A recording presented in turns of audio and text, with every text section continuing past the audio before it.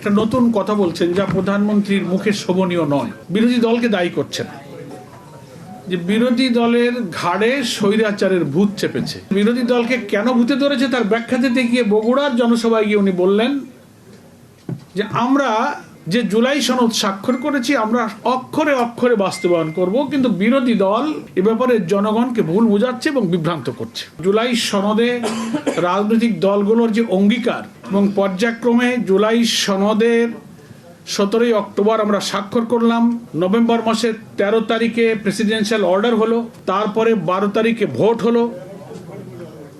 সব ধারাবাহিক কার্যক্রমে বিএনপি দেশের একটা বড় দল হিসেবে সব কার্যক্রমে কিন্তু শরিক ছিল। 12 ফেব্রুয়ারি 2025 ঐকমত্য কমিশন গঠন হলো এবং 15 ফেব্রুয়ারি ঐকমত্য কমিশনের কাজ শুরু হলো। 166টি সুপারিশ সকল রাজনৈতিক দলের কাছে পাঠানো হয়েছিল যে আপনার ব্যাপারে মত দেন, আমরা একমত হতে চাই। বাংলাদেশের কিছুটা constitutional reform, political reform, administrative রিফর্মের ব্যাপারে ওনারা দিলেন। 33টি রাজনৈতিক দল প্রায় 9 মাস 72টি বৈঠক করেছেন এবং সব বৈঠকে বিএনপি কিন্তু ছিল।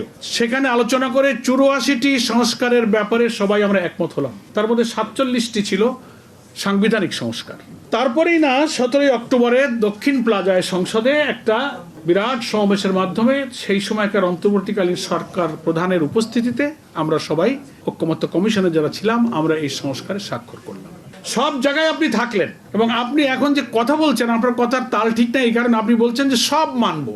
তো সব মানার অর্থ আপনাদের আইনমন্ত্রী এবং স্বরাষ্ট্রমন্ত্রীও বলছেন সব মানার ব্যাখ্যা হলো ওনারা যে নোট অফ ডিসেন্টগুলো দিয়েছেন কমপক্ষে 10টা সাংবিধানিক আইনি ব্যাপারে ওনারা আপত্তি করেছেন। ওনারা বলছেন যে আমরা যেগুলো মেনেছি সেইগুলো সব মানবো। তাহলে এটা কি মানা হলো? আমরা যেগুলো মেনেছি অর্থাৎ 10টা ইম্পর্টেন্ট ব্যাপারে ওনারা নোট অফ ডিসেন্ট দিয়েছেন, সেইটা বাদে ওনারা সব মানবেন।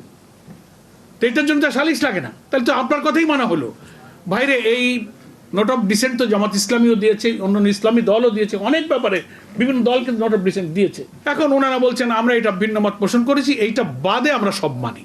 জনগণের কাছে ওনারা শুভঙ্করের ফাঁকি বলছে আমরা সব মানে বুঝা, তাহলে ওনারা জনগণকে বিভ্রান্ত করছেন, ভূত ওনাদের ধরেছে। তাহলে আমরা তো একথা বলতে পারি যে রাজনৈতিক যে সংকট আজকে খেলাফত মজলিস যে সমাধানের উপায় গণরায় বাস্তবায়নের করণীয় মিটিং করছে এত এনার্জি সময় নষ্ট করে, এই সংকট তো আপনারা তৈরি করেছেন।